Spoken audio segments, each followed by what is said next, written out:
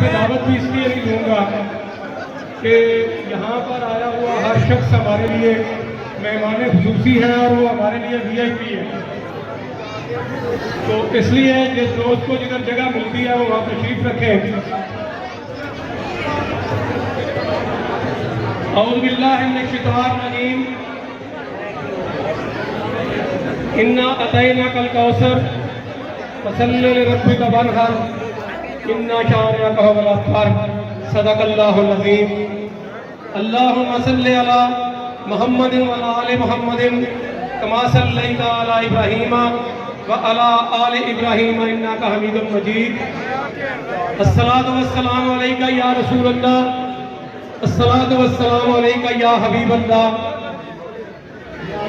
मेरे इंतहाई मोहतरम आए हुए और गुज़श्ता 6 घंटे से इंतज़ार करते हुए बुजुर्गों, दोस्तों, भाइयों, अस्सलामु अलैकुम व रहमतुल्लाहि व बरकातुहू।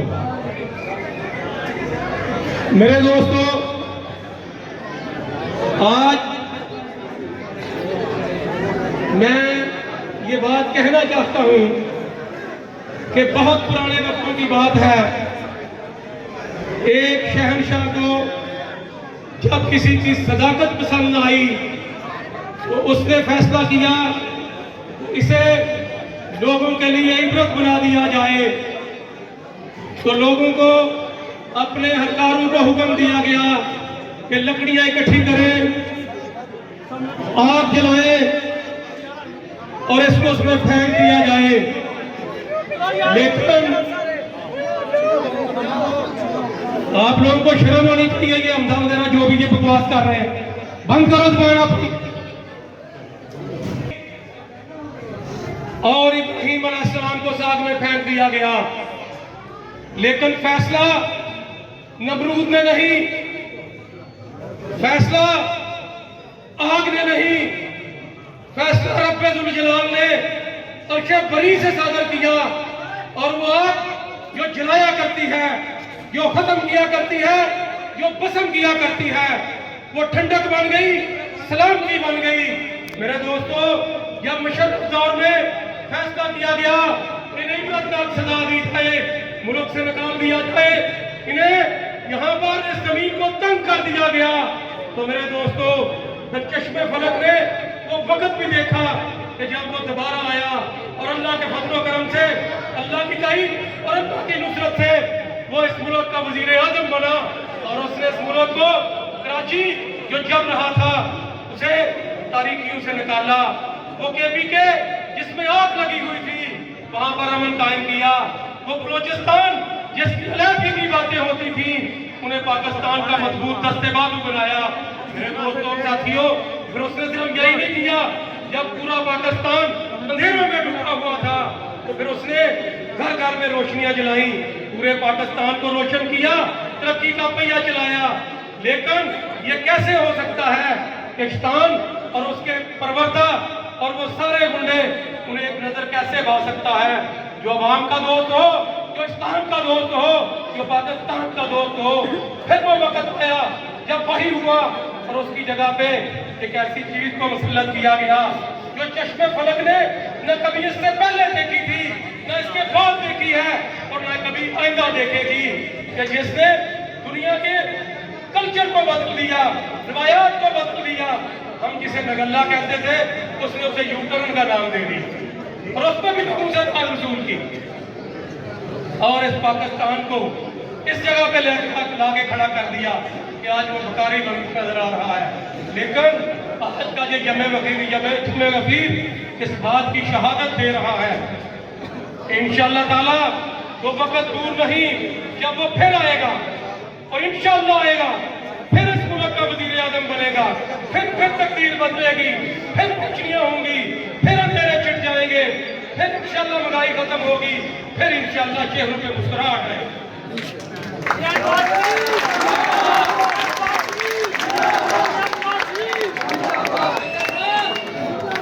मेरे दोस्तों, यहाँ पर आई हुई मुस्लिम लीग नवाज की लीडरशिप जो यहाँ पे मौजूद है, मैं उन्हें खिराज तहसीन पेश न सकूँ तो ये नाइंसाफी होगी। मैं उन्हें खराज तहसीन पेश न करूं तो ये नाइंसाफी होगी। ये वो लोग हैं जिन्हें ना पर्चे झुका सकते, ना झेले झुका सकते, न तशद्दुद झुका सका, न ज़ुल्म और सितम इन्हें झुका सका। और इनके कायद चौधरी अरशद वड़ाए, जिनसे चोरी के पर्चे करवाए गए, कभी पुलिस गर्दी की गई तो कभी एंटी करप्शन गर्दी की गई तो कभी नैब गर्दी की गई, लेकिन अल्लाह की मेहरबानी से वो मेरी पट्टी का सबूत है। मुझे इस बात पे फख्र है कि वो मियां नवाज शरीफ का सिपाही उसके पाए इस्तेलाल में बिल्कुल लफ्ज़ नहीं आई, चट्टान की तरह मजबूत अपने इरादे पर खड़ा रहा और अल्लाह के फजल व करम से सुरखरू हुआ।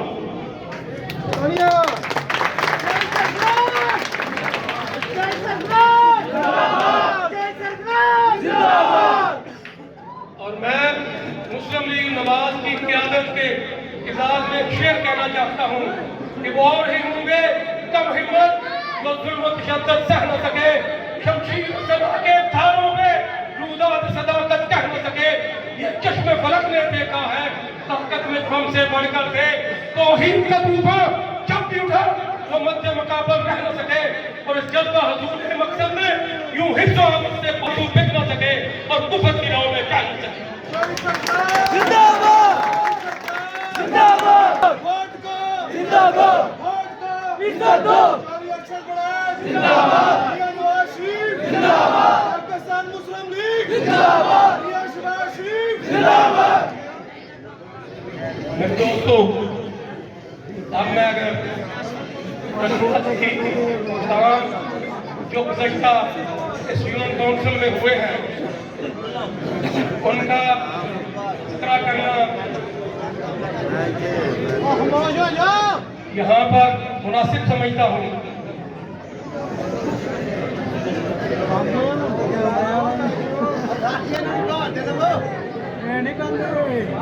सबसे पहले मैं शुक्रगुजार हूँ अपने भाई जमशाद परवेज साहब का। उन्होंने अपने प्लेटफॉर्म से गगड़ मुगला और साला शरीफ और कुल्लूवाल में टिक्का रोड का काम शुरू करवाया। लेकिन मेरे दोस्तों, मेरे इलाके का सबसे बड़ा मसला लालेवाली से लेकर तितूवाली तक सीवरेज पाइपलाइन है, जो मेरे इलाके के मेरी यूनियन काउंसिल के सारे देहात का मुश्तरका मसला है। उसके बाद लालेवाली के जो नाली की दूसरी तरफ की आबादी है उनके रास्ते और उनकी बिजली का दूसरा मसला है। ये भी सूबाई गवर्नमेंट और क्या हुआ, ये भी सूबाई हुकूमत और मरकजी हुकूमत का काम है। उसके बाद ये नाला जो गुज़श्ता 3 साल से लोगों की फसलें तबाह कर रहा है, ये हमारे इलाके का सबसे बड़ा मसला है। ये वो मसाइल हैं जिनमें हम जो साहब इस वक्त घिरे हुए हैं, और ये सूबाई हुकूमत और मरकजी हुकूमत के काम थे। और गुज़श्ता 3 साल से हम इनका अजाब जो है वो भुगत रहे हैं। और इन सबसे बड़ा मसला हमारा इंटरचेंज का मसला है। 69 किलोमीटर जो रोड का वो बन रही है मोटरवे, 18 किलोमीटर डिस्ट्रिक्ट सियालकोट में है और 30 किलोमीटर गुजरात में है। उसमें 5 इंटरचेंज है। तकसीम के एतबार से सियालकोट को 2 इंटरचेंज चाहिए थे, लेकिन मेरे जिले की मौजूदा पॉलिटिकल लीडरशिप की नाहलियत की वजह से वो 5 के 5 इंटरचेंज गुजरात चले गए हैं और हमारा इंटरचेंज नहीं बना। मेरा ये मुतालबा है कि वो इंटरचेंज जो अल्लाह ताला ने हमें मौका दिया और जब चोर के चौकीदारी से पीछे हट गए तो इंशाअल्लाह ताला वो इंटरचेंज कुल्लूवाल मराला रोड में बनेगी, क्योंकि कुल्लूवाल मराला रोड डिजर्व करती है इस एतबार से कि बजवात का सारा इलाका, शहरपुर कपरान का सारा इलाका और ढलेवाली का सारा इलाका, ये सारे का सारा इलाका जो मोटरवे से इसी सूरत में मुस्तफीद हो सकता है कि उसका इंटरचेंज कुल्लूवाल मराला रोड पे बने। मेरे दोस्तों, ये वो मसाइल थे। और उससे भी बड़ा मसला सड़क का मसला था, जिस पर लोगों ने मुंजी लगा लगा के इसको फेसबुक पे चढ़ाया, सोशल मीडिया को यूज किया, लेकिन किसी को ख्याल नहीं आया। अब हमारी सुन ले, अल्लाह ने करम किया, हमारी दुआएं रंग लाई। वो वक्त आया जब बल्दियाती इदारे बहाल हुए। कितने दिनों के लिए? 60 दिनों के लिए। कितने दिनों के लिए? 60 दिनों के लिए। 60 दिनों के अंदर जो तोहफा, जो नवाज शरीफ की है मुजाहिदा, जो अरशद वड़ाइश की बेटी, वो मेरी और आपकी बहन भी है और बेटी भी है, उसने वो कर दिखाया तो न कर सके। उसने वो कर दिखाया जो लोग 3.5 साल में ना कर सके। और वो भी आपको स्टोरी बताता हूं कि पहले काम पास किए, फिर उनकी एस्टिमेशन करवाई, फिर उनको मंजूर करवाया, फिर उनके पैसे जारी करने का वक्त आया तो ऊपर से हुक्म आ गया पैसे जारी नहीं करने। फिर अरशद वड़ाइश अपनी जेब से पैसे खर्च करके हाईकोर्ट गया और वहां से उस जज की मेहरबानी, उसने कहा यार ये तो लोगों की फलाह का मसला है, इसमें क्यों रुकावट पैदा करते हो। मैं कहता हूं अगर वजीर आजम के पास पैसे नहीं है लोगों की खिदमत करने के लिए, अगर वजीर आला के पास पैसे नहीं है लोगों की खिदमत करने के लिए, तो चेयरपर्सन जिला काउंसिल के पास पैसे कहां से आ गए।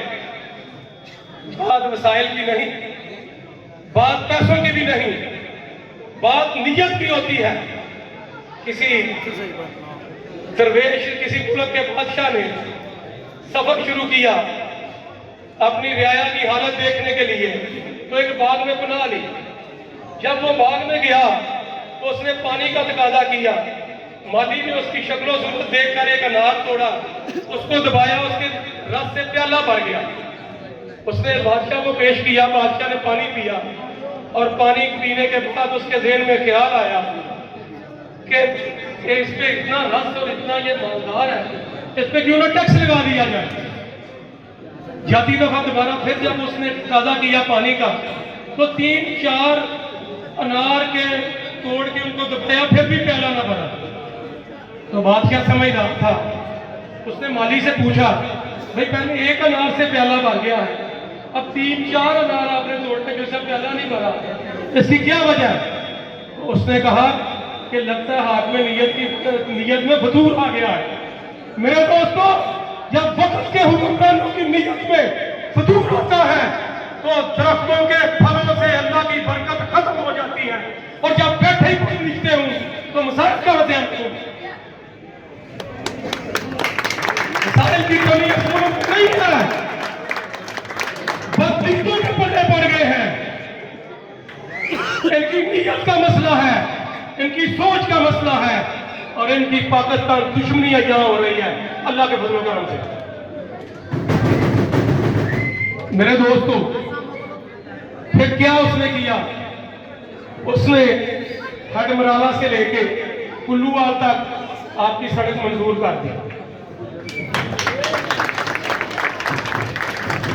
फिर उसने क्या किया, उसने कुल्लूवाल से लेकर बंगला चौक तक आपकी सड़क मंजूर कर दी। फिर उसने क्या किया, उसने बंगला चौक से लेकर खमरा वाले तक आपकी सड़क मंजूर कर दी। और उसके बाद उसने खमरा वाले से लेकर करना वाली तक आपकी सड़क मंजूर कर दी। अब तो यार सारे ताली लगाओ ना, अब तो मजलियात का वक्त बनता है, अब तो सारे ताली लगाओ।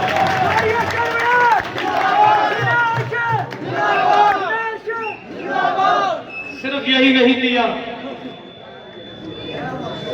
आपके कुल्लूवाल में ये जो मस्जिद का इर्द गिर्द का जो इलाका था, 30 लाख की ग्रांट से सारे को पक्का कर दिया।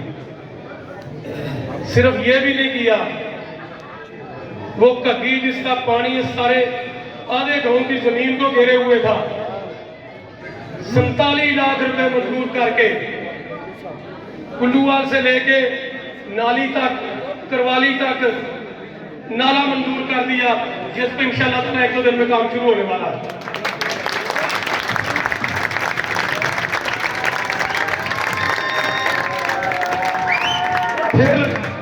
फिर ये भी नहीं किया, फिर क्या किया?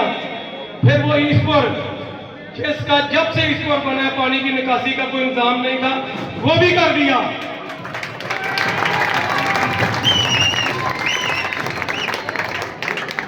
फिर क्या किया? फिर गगन मुगला में भी इब्तिदा दिया। फिर छन्नी गोंदल में भी जहां से गुजरा नहीं जाता था उनको भी नाला बना दिया। फिर मैं किस की बात करूं? दिक्को वाली, जजे, सूरज, कोटराज और गुज़श्ता 4 साल से पेंडिंग पड़ा हुआ हमको एयरपोर्ट महाराज का रास्ता भी मुकम्मल कर दिया।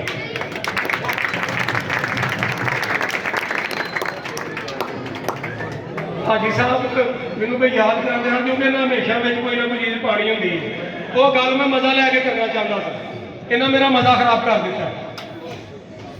फिर क्या हुआ? फिर वो सड़क जो हमने बनवाई थी रूरल हेल्थ सेंटर से लेकर तामरे तक, वो गुज़श्ता 4 साल से उसी तरह पड़ी हुई थी, उसको भी मंजूर कर दिया और उस पर काम भी शुरू करवा दिया।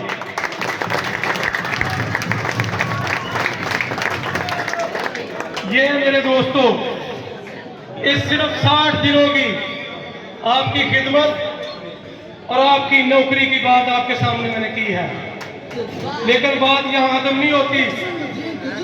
हमारा माजी भी इस चीज का गवाह है कि जो सड़क हम अब बना रहे हैं इससे 4 साल पहले भी बनी थी और डंपर माफिया ने जिसको आपके लिए तोड़ दिया था, फिर उसका काम शुरू करवा रहे हैं। हमने इस इलाके में गर्ल्स इंटर कॉलेज बनवाया, हमने रूरल हेल्थ सेंटर बनाया, हमने लालेवाली से लेके छोटा सेका तक सड़क बनवाई, हमने रूरल हेल्थ सेंटर से लेके तामरे और टिक्के तक सड़क बनवाई। मेरे दोस्तों और साथियों, इसके अलावा बेशुमार गलियों और नालियों के काम, और वो नाला जो गुज़श्ता 4 साल से तबाही का बायस बना हुआ है, उसको अपने दौर में 3 बार साफ करवाया, 3 बार।